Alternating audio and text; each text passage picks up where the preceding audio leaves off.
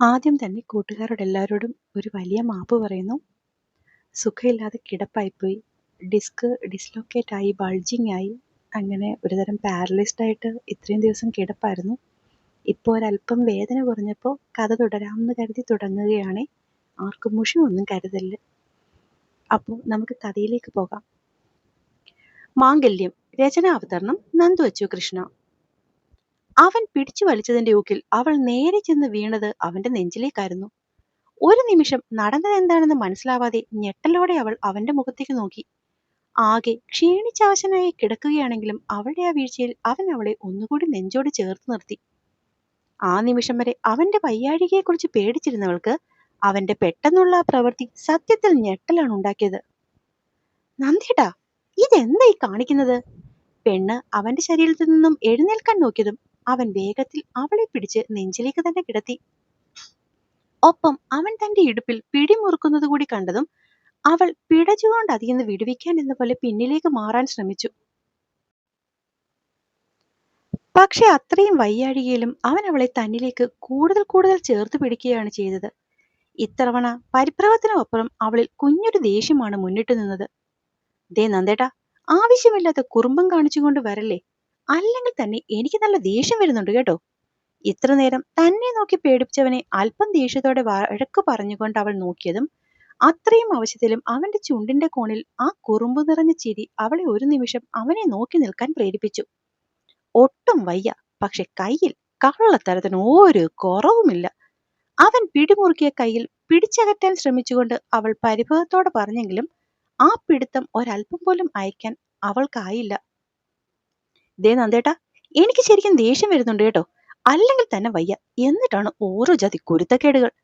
അവന്റെ പിടുത്തത്തിന്റെ മുറുക്കം കൂടുന്തോറും ആ വിരലുകൾ കൂടുതൽ ആഴത്തിൽ തന്റെ നാഭിച്ചുഴിയിലേക്ക് താഴ്ന്നു പോകുന്നത് അവൾക്ക് ശരിക്കും അനുഭവപ്പെടാൻ തുടങ്ങി. പെണ്ണിന്റെ ശരീരം ഒന്ന് കിടുകിടുത്തു. ഒപ്പം ഇരു കയ്യാലെയും അവന്റെ പിടുത്തം വിടുവിക്കാനായിട്ട് അവൾ ആവതും ശ്രമിക്കുകയും ചെയ്തു. പക്ഷെ അവളുടെ കണ്ണിലേക്ക് നോക്കിക്കൊണ്ട് തന്നെ അവന്റെ വിരലുകൾ ആഴത്തിൽ അവിടേക്ക് താഴ്ന്നതല്ലാതെ ഒരല്പം പോലും അയഞ്ഞില്ല. പെണ്ണവനെ കണ്ണുരുട്ടി നോക്കിക്കൊണ്ട് ആ നെഞ്ചിൽ കൈവച്ച് പിന്നിലേക്ക് മാറാൻ ശ്രമിച്ചെങ്കിലും അവൻ അവളെ അങ്ങനെ അത്രയും അടുത്ത് കാണുന്ന തിരക്കിലായിരുന്നു. പക്ഷെ ഇടയ്ക്കെപ്പോഴോ അവശതയിൽ അവന്റെ കണ്ണുകൾ പാതി അടയുന്നവൾ ഒരു വിരൽ ദൂരത്തിനപ്പുറം കണ്ടു. വയ്യേ നന്ദേട്ടാ. അതുവരെ അവനെ വഴക്ക് പറഞ്ഞിരുന്നുകൊണ്ടുകൾ പെട്ടെന്ന് അവന്റെ മുഖത്തെ ക്ഷീണം കണ്ടതും ഇരു കൈകളിലും ആ മുഖം കോരിയെടുത്ത് ആവലാതി നിറഞ്ഞ ശബ്ദത്തിൽ ചോദിച്ചു. ദൈവമേ, വയ്യാഴിക കൂടുകയാണല്ലോ. അവളുടെ കണ്ണുനീർ പിന്നെയും ഒഴുകുന്നത് കണ്ടതും ഹരി പെട്ടെന്ന് വലത് കൈകൊണ്ട് അവളുടെ മിഴികൾ തുടച്ചു മാറ്റി. ഒന്നുമില്ലടി, ഇത് ചെറിയൊരു പനിയല്ലേ. ഇതിന്റെ പേരിലാണോ നീ ഇങ്ങനെ കരഞ്ഞു നിലവിളിച്ച് നടക്കുന്നത്? അവന്റെ തളർന്ന മുഖവും താഴ്ന്ന ശബ്ദവും അവളെ പിന്നെയും ഭയപ്പെടുത്തി. ആൽബിച്ചൻ ഇപ്പൊ വരുമായിരിക്കും. നമുക്ക് വേഗം ഹോസ്പിറ്റലിൽ പോകാം. അല്ലെങ്കിൽ അച്ഛൻ പറഞ്ഞിട്ടുണ്ട് വണ്ടി എടുത്തോളാമെന്ന്. ഇനിയും ആൽബിച്ചനെ കണ്ടില്ലെങ്കിൽ അച്ഛനെയും കൂട്ടി നമുക്കങ്ങ് പോകാം. അവന്റെ നെറ്റിയിലേക്ക് വീണ് കിടന്നിരുന്ന മുടിയിടകൾ ഒരു വശത്തേക്ക് ഒതുക്കിക്കൊണ്ട് അവൾ ടെൻഷനോടെ പറഞ്ഞു. അവൻ ആ പെണ്ണിന്റെ മുഖത്തേക്ക് നോക്കി. അത്രയും വയ്യാഴികയിലും ഒരു ചെറു പുഞ്ചിരി ചാർത്തി. എന്റെ പൊന്നു പെണ്ണെ, എനിക്കൊന്നുമില്ല. ചെറിയൊരു ജലദോഷം. ഹോസ്പിറ്റലിൽ പോയി മരുന്ന് കഴിച്ചാൽ മാറും. അല്ലെങ്കിൽ അതിന്റെ പോലും ആവശ്യമില്ല. ഒരു ഡോളോ കഴിച്ച് രാത്രി ഒരു ആവിയും പിടിച്ച് കിടന്നുറങ്ങിയാൽ നാളെ രാവിലെ എഴുന്നേൽക്കുമ്പോഴേക്കും എന്റെ പനിയൊക്കെ പമ്പ കിടക്കും. ഉവ്വ, പമ്പ കിടക്കും. പമ്പയല്ല കിടക്കുന്നത്, പാലാഴിയാകും. ദേ നന്ദേട്ടാ, വെറുതെ ആവശ്യമില്ലാത്ത വാശി വേണ്ട കേട്ടോ. മര്യാദയ്ക്ക് എന്റെ കൂടെ ഹോസ്പിറ്റലിൽ വന്നോണം. ഈ മുഖവും ശരീരവും കണ്ടാൽ തന്നെ അറിയാം എത്രത്തോളം അവശതയുണ്ടെന്ന്. എന്നിട്ടും അഹങ്കാരത്തിന് ഏഹേ ഒരു കുറവുമില്ല. ഡോളോ കഴിച്ച് കിടന്നാ മതി എന്നല്ലേ. അവളുടെ ശാസന കേട്ടിട്ടും അവൻ ചെറുതായി ചിരിച്ചു. എനിക്കൊന്നുമില്ല കണ്ണേ, നീ വെറുതെ ഓരോന്നും പറഞ്ഞു കൂട്ടുകയാണ്. അത്രയും പറഞ്ഞുകൊണ്ട് അവൻ ആ പെണ്ണിന്റെ മുഖത്തേക്ക് കണ്ണു നട്ടു. കുറച്ചു മുമ്പ് തന്റെ തൊട്ടടുത്ത് കിടന്നപ്പോൾ കണ്ട അതേ മുഖം തന്നെയായിരുന്നു അത്.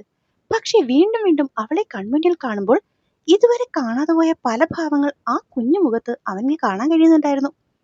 ഒരു പക്ഷെ ഇത്ര നേരം വേണമെങ്കിലും ഈ ഒരു മുഖം മാത്രം നോക്കിയിരുന്നാൽ തനിക്ക് ചുറ്റുമുള്ള മറ്റൊന്നും അറിയാതെ പോകുമെന്ന് പോലും ഹരിക്ക് ആ നിമിഷം തോന്നിപ്പോയി. നന്ദേട്ടാ, ഈ കൈയൊന്ന് മാറ്റിക്കേ. ഞാനേ ഈ തുണി നനച്ച് നെറ്റിയിലൊന്നിടാം. അപ്പോഴേക്കും ഈ ചൂട് കുറച്ചുകൂടി മാറും. അത്രത്തോളം വേദനയോടെ അവൾ അവനോട് പറഞ്ഞതും ഹരി മെല്ലെ പെണ്ണിന്റെ ഇടുപ്പിലെ പിടിയയച്ചു. അവൾ അവനെ പിന്നിലേക്ക് ചായച്ചുകൊണ്ട് പിന്നെയും തുണി നനച്ചിട്ട് തുടങ്ങി. അപ്പോഴൊക്കെ അവളുടെ കണ്ണിങ്ങനെ നിറഞ്ഞൊഴുകുന്നുണ്ടായിരുന്നു. നീ ഇങ്ങനെ കരയല്ലേ കണ്ണേ. എനിക്കിത് കാണുമ്പോഴാണ്. തന്നെക്കുറിച്ചുള്ള ആവലാതിയിൽ അവളുടെ കണ്ണ് നിറഞ്ഞൊഴുകുന്നത് കാണുന്തോറും ഹരിക്ക് വല്ലാത്ത ദേഷ്യവും സങ്കടമൊക്കെ വരുന്നുണ്ടായിരുന്നു. എന്നെ അനുസരിക്കാതെ ഓരോന്നൊക്കെ കാട്ടിക്കൂട്ടിട്ട് വന്ന പനിയല്ലേ, എന്നിട്ടിപ്പോ ഒട്ടും വയ്യാതായത് കണ്ടോ? അല്ലേലും ഹരിയേട്ടനും എന്നെ സങ്കടപ്പെടുത്തുന്നത് ഭയങ്കര ഇഷ്ടമുള്ള കാര്യമാണ്. പരാതി പോലെ ഓരോന്ന് എണ്ണിപ്പെറുക്കി പറഞ്ഞ് പെണ്ണ് പിന്നെയും കരയുന്നത് കണ്ടതും ആ ഒരു നിമിഷത്തെ തോന്നലിൽ ഹരി പെണ്ണിന്റെ കൈത്തൊടയിൽ പിടിച്ച് നെഞ്ചിലേക്ക് വലിച്ചിട്ടു. ഒപ്പം ആ നേരം വരെ പരാതി പറഞ്ഞിരുന്ന അവളുടെ ചുണ്ടിലേക്ക് അമർത്തിയൊന്നും മുത്താനും അവൻ മറന്നില്ല. ആ നേരം വരെ പിടഞ്ഞുകൊണ്ടിരുന്നവൾ അനക്കമില്ലാതെ തന്റെ മുഖത്തേക്ക് നോക്കി കണ്ണിമ ചിമ്മാതെ ഇരിക്കുന്നത് കണ്ടതും ഹരി മനോഹരമായി പുഞ്ചിരിച്ചു. കാര്യം അപ്പോഴത്തെ ഒരു തോന്നലിൽ ചെയ്തു പോയതാണെങ്കിലും ഇപ്പോൾ ഈ മുന്നിൽ കാണുന്നവളുടെ മുഖഭാവം കാണുമ്പോൾ സത്യം പറഞ്ഞാൽ ചമ്മലിനുമപ്പുറം ഒരു വല്ലാത്ത കുസൃതിയാണ് അവന് തോന്നിയത്. നടന്ന എന്താണെന്ന് മനസ്സിലാവാതെ അന്തം വിട്ട് മുന്നിലിരിക്കുന്നവളുടെ ഭാവം കാണാൻ വല്ലാത്തൊരു ചന്തമുണ്ടായിരുന്നു. ഹരി പുഞ്ചിരിച്ചുകൊണ്ട് അവളുടെ കവിളിൽ മെല്ലെ ഒന്ന് തഴുകി. എന്താ കണ്ണേ, എന്താ നീ ഇങ്ങനെ നോക്കിയിരിക്കുന്നേ?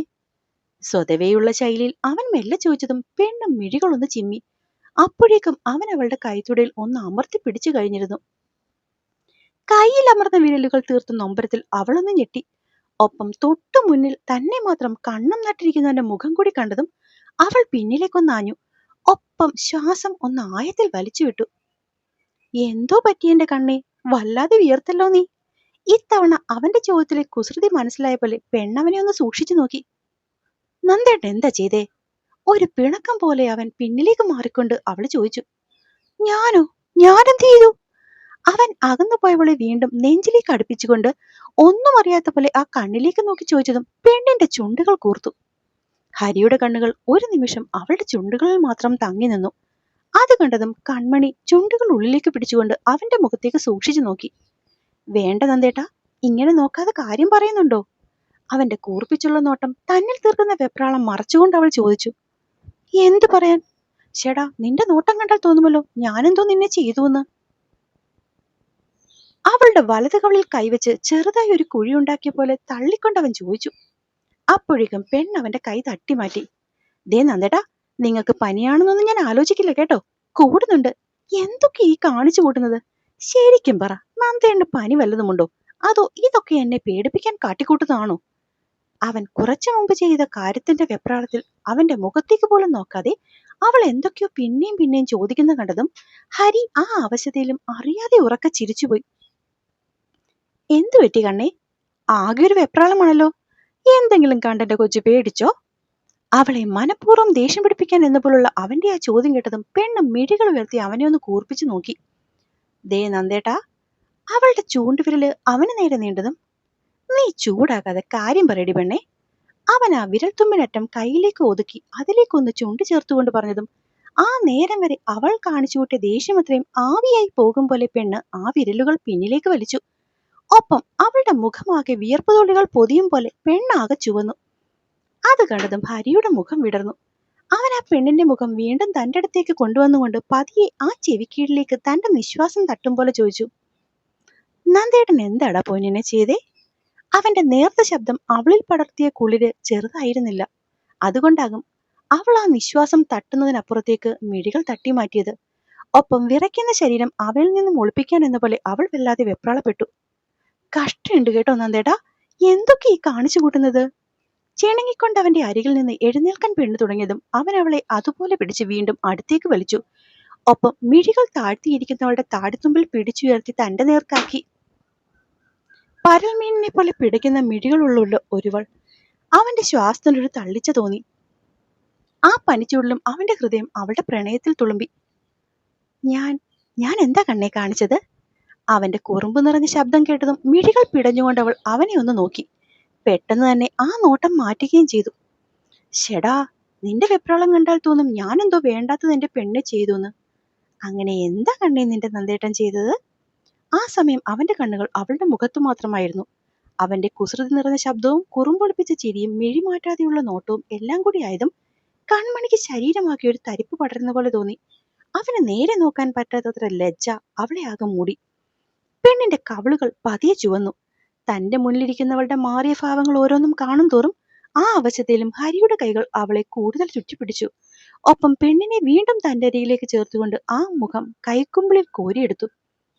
പറ കണ്ണേ, എന്താ നിന്റെ നന്ദേട്ടൻ ചെയ്തത്? അവളിൽ നിന്നും താൻ ചെയ്തത് കേൾക്കണമെന്നുള്ള വാശി മുന്നിട്ട് നിൽക്കും പോലെയായിരുന്നു ഇത്തവണയുമുള്ള ചോദ്യം. ഒന്ന് മിണ്ടാതിരി നന്ദേട്ടാ, എന്തൊക്കെ ഈ ചോദിക്കുന്നത്? പെണ്ണിന്റെ വെപ്രാളം വല്ലാതെ കൂടിക്കൊണ്ടിരുന്നു. ശ്ശെടാ, ഞാൻ എന്ത് ചെയ്തെന്നാണ്? അത്രയും തളർച്ചയിലും അവന്റെ ശബ്ദത്തിലെ കുസൃതി അല്പം പോലും മാറിയില്ല. നന്ദേട്ടൻ ഒന്നും ചെയ്തില്ലേ? ഒരു നിമിഷം കൊണ്ടാണ് അവൾ പിണങ്ങിക്കൊണ്ട് ചോദിച്ചത്. ഞാനോ? ഞാൻ എന്ത് ചെയ്തു? ഞാൻ ആരോടും ഒന്നും ചെയ്തില്ല. ശ്ശെടാ. അവന്റെ കണ്ണുകൾ അവളിലെ ചുവപ്പിനെ കൂട്ടും പോലെ കുറുമ്പോരോന്നും കാട്ടിത്തുടങ്ങി. അപ്പോ അടുത്ത ഭാഗവുമായിട്ട് നമുക്ക് നാളെ തന്നെ കാണാവേ. എല്ലാ കൂട്ടുകാരോടും ഒരിക്കൽ കൂടി സോറി പറഞ്ഞുകൊണ്ട് നിർത്തുന്നു.